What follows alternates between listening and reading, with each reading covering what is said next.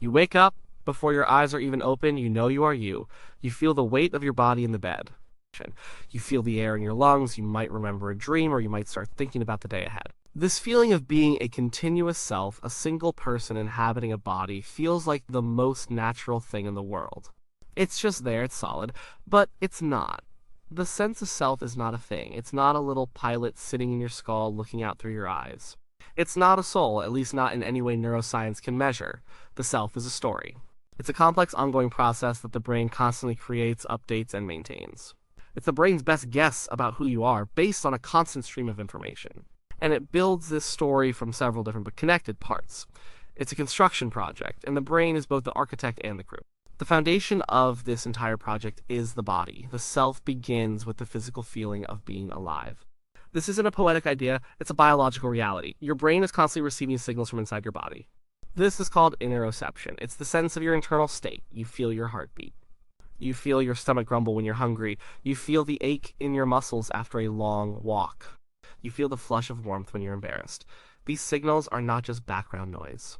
They are the bedrock of your conscious experience. A specific part of the brain, called the insula, acts as a sort of receiving dock for all this internal information. It integrates these signals to create a moment-by-moment map of your body's condition. This map generates basic feelings. Not complex emotions like love or jealousy yet, but the raw feelings of comfort, discomfort, energy, or fatigue. This is the simplest form of self, the feeling that says, I am here, I am alive, and this is how I feel right now. Think about what happens when this sense is disrupted. When you have a high fever, you might feel disconnected, strange, not quite yourself. That's your interoceptive system sending out alarm bells. The internal map is haywire, and your sense of self feels shaky as a result. People who are very good at sensing their internal states, like experienced meditators who can feel their own heartbeat, often report a stronger, more stable sense of their own presence. The self is anchored in the flesh and blood of the body. Beyond just feeling the inside of the body, the brain also needs to know where the body is and what it's doing. This is called proprioception. It's the sense of the position of your own limbs in space. Close your eyes and touch your nose with your finger. You can do it easily because your brain has a constant, updated model of where your arm, hand, and finger are. You don't need to see them. This creates a sense of ownership over your body. You know this arm is your arm. Scientists can play tricks on this system. The most famous is the rubber hand illusion. In this experiment, a person hides one of their hands from view. They see a realistic rubber hand placed in front of them instead. Then, an experimenter strokes both the real hidden hand and the fake rubber hand with a paintbrush at the same time. After a minute or so of this, something strange happens. The person's brain starts to adopt the rubber hand as its own. They feel the sensation from the paintbrush as if it's coming from the fake hand.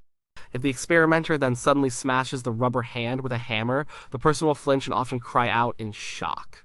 Their brain has so fully accepted the rubber hand as part of their body schema that it reacts to the threat as if it were real. This shows how flexible our sense of body ownership is. It's not fixed, it's a model that the brain builds based on sensory evidence. Your body is yours because your brain continuously gathers evidence that it is. The final piece of the bodily self is agency. This is the feeling that you are the one in control. You are the author of your actions. When you decide to pick up a cup of coffee, you feel that the decision and the action came from you. This feeling is so fundamental that we rarely even notice it, but your brain is doing a lot of work to create it. Your brain is a prediction machine. When you decide to move your arm, your brain's motor cortex sends out two signals. One signal goes down to your arm muscles to make them move, but another, a copy of that signal, is sent to other parts of your brain that process sensory information. This second signal is a prediction. It says, the arm is about to move in this specific way, and this is what it's going to feel like. When the arm then moves and the actual sensory feedback matches the prediction, the brain generates the feeling of agency. The thought matched the action, so I must have done it. When does this break down? Think about being at the doctor's office when they tap your knee with a little hammer. Your leg kicks out, you see it happen, you feel it happen, but you don't feel like you did it. That's because there was no prior intention, no predictive signal from your motor cortex. The action happened without your brain's authorship. The sense of agency was absent. In more extreme cases, like in certain neurological disorders or schizophrenia, people can experience a profound loss of agency. They might feel that their thoughts are not their own, or that an outside force is controlling their limbs. Their brain's mechanism for matching intention to action has been broken, and with it, a core part of their sense of self has fractured. So, the body gives us a foundation. It tells the brain, you exist right here in this physical form, you own it, and you control it. But this bodily self is very much in the present moment. It doesn't have a past or a future. To get a continuous self, a self that persists through time, the brain needs another set of tools.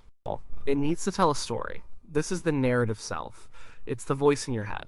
It's the part of you that remembers what you did yesterday, worries about what you have to do tomorrow, and thinks about who you are as a person.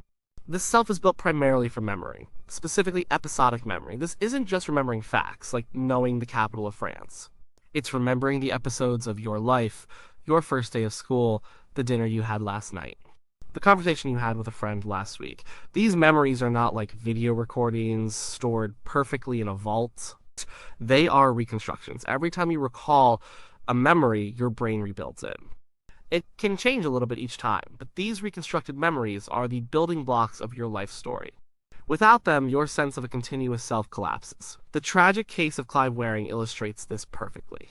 He was a talented musician who contracted a brain infection that destroyed his hippocampus, a part of the brain crucial for forming new long-term memories. As a result, his memory span is only a few seconds long. Every few moments, he feels as though he has just woken up for the first time. He keeps a diary, and it's filled with entries that say things like 8:31 a.m. Now I am really completely awake. Then a few minutes later, 9:06 a.m. Now I am perfectly, overwhelmingly awake. He crosses out the previous entries, convinced that this time is the real beginning of his consciousness.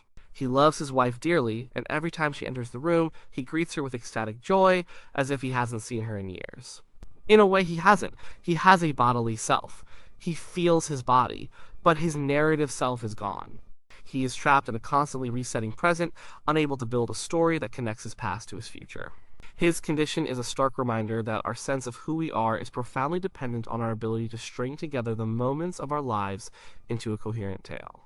So, where does the brain do this storytelling? A lot of this work seems to happen in a specific network of brain regions called the Default Mode Network DMN. This network is an interesting one. It's most active when you're not focused on any external task. It's what your brain is doing when you're daydreaming, letting your mind wander, thinking about the past, imagining the future, or thinking about what other people are thinking. It's the brain's idle mode, but it's far from switched off. It's busy. The DMN is like the brain's internal storyteller. It takes the fragments of memory, the goals you have for the future, and your general beliefs about yourself, and it weaves them together. It's constantly running simulations. What if I had said that instead? What will I do if this happens at work tomorrow? This constant stream of thought is what creates the feeling of an internal monologue, a continuous inner life. This network helps you maintain a stable identity. You know you're the same person who went to bed last night and who will go to work tomorrow because the DMN is constantly linking these different points in time together into a single narrative thread. Language plays a huge role in this. We use words to define ourselves. The stories we tell ourselves and others about who we are become a huge part of our identity.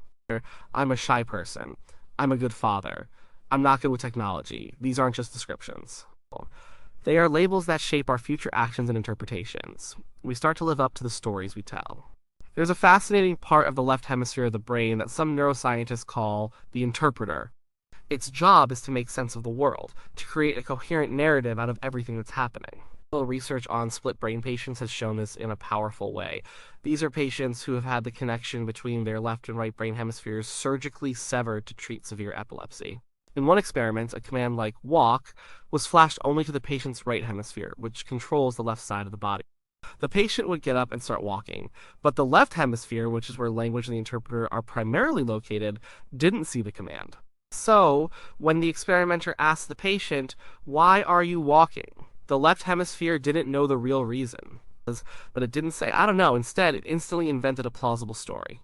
The patient would say something like, "I'm going to get a Coke." The left brain's interpreter created a reason that made sense of the action. It needed the story to be complete. Our brains are constantly doing this. We are constantly interpreting our own behavior and fitting it into our life story, even if it means making things up. The narrative self needs a coherent plot, and the brain will work hard to provide one. So we have a bodily self, grounded in the physical present, and a narrative self, which travels through time using memory and language. But we don't build this self in isolation. A huge part of who you are is shaped by the people around you. This is the social self. Humans are intensely social creatures. Our survival has always depended on our ability to get along in groups. To do this, we need to be able to understand other people. We need to realize that they have minds, beliefs, desires, and intentions of their own. This ability is often called theory of mind. It's what allows you to guess what a friend is feeling based on their facial expression, or to understand that someone might believe something that you know is false. This ability to model other minds has a profound effect on our own sense of self. Because once you can think about what someone else is thinking, you can also start to think about what they might be thinking about you. You start to see yourself from an outside perspective. Do they think I'm funny? Did I sound stupid when I said that? A large part of our internal monologue, the storytelling of the default mode network, is taken up with these social simulations. We rehearse conversations, we relive social encounters, we worry about our reputation. The brain has networks, sometimes involving what are called mirror neurons, that seem to help with this.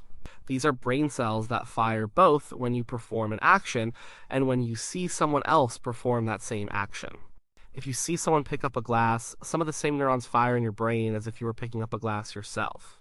This system might be part of the basis for empathy. It allows us to simulate the experiences of others, to feel a shadow of their pain or joy. This simulation blurs the line between self and other. It connects us. This social connection is crucial for building the self, especially in childhood. A child's sense of self is built largely from the feedback they get from others. When parents smile and praise a child for being kind, the child incorporates that into their self-concept. I am kind. When they are consistently told they are clumsy, that too becomes part of their story. We are reflected in the eyes of others, and we use that reflection to build our own identity.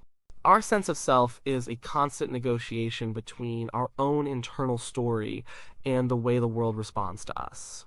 So, the self is not one thing. It's at least, three things working together. The bodily self, providing the grounding and feeling of immediate existence. The narrative self, creating a story of identity across time. And the social self, shaping that story through our interactions with others. These systems are deeply intertwined. Your bodily feelings influence your story. Your story influences how you interact with others, and how others treat you can change your bodily feelings and your story. We can see how these systems work together by looking at what happens when they fall apart. Brain injury can have devastating effects on the self. The classic case is Phineas Gage, a 19th century railroad worker who had a large iron rod blown through the front of his brain. He survived, but his personality was completely changed. Before the accident, he was known as a responsible, well-liked man. After, he became impulsive, profane, and unreliable. His bodily self was intact. His memories were mostly there, but the part of his brain responsible for judgment, planning, and social appropriateness, the prefrontal cortex, was destroyed. The conductor of his self-story was gone, and his identity unraveled. Mental illnesses are also, in many ways, disorders of the self. In severe depression, the narrative self becomes locked in a story of worthlessness and hopelessness. The default mode network gets stuck in a loop of negative rumination about the past and pessimistic predictions for the future. The person's internal story becomes toxic. In depersonalization disorder, people feel profoundly disconnected from their own bodies and thoughts. They feel like they are watching a movie of their life instead of living it. This is a breakdown of the bodily self, a failure of that fundamental feeling of being an embodied agent. In schizophrenia, the very boundaries of the self can dissolve. A person might lose their sense of agency, believing their thoughts are being broadcast to others, or that their actions are controlled by an outside force.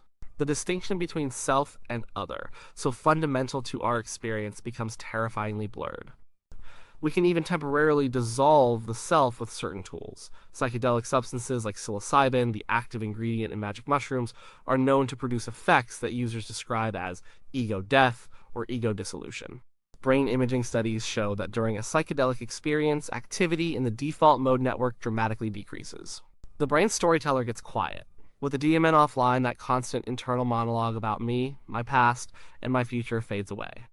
The boundary between the self and the outside world can feel like it's melting. People often report a profound sense of connection to others, to nature, or to the universe. This experience of temporarily losing the self highlights just how much work the DMN does to maintain it for us every single day. The self isn't a given, it's a carefully maintained construction. So where does this leave us?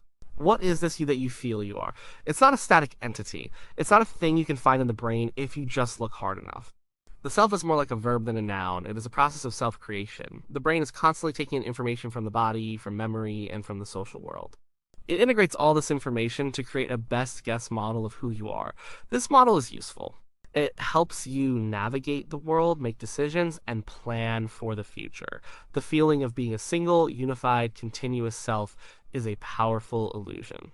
It's a trick the brain plays on itself to make life manageable, but it is an illusion. You are not the same person you were 10 years ago. Your cells have changed, your memories have been rewritten, your story has evolved, and you will be a different person again in 10 years. This might sound unsettling, but it can also be liberating.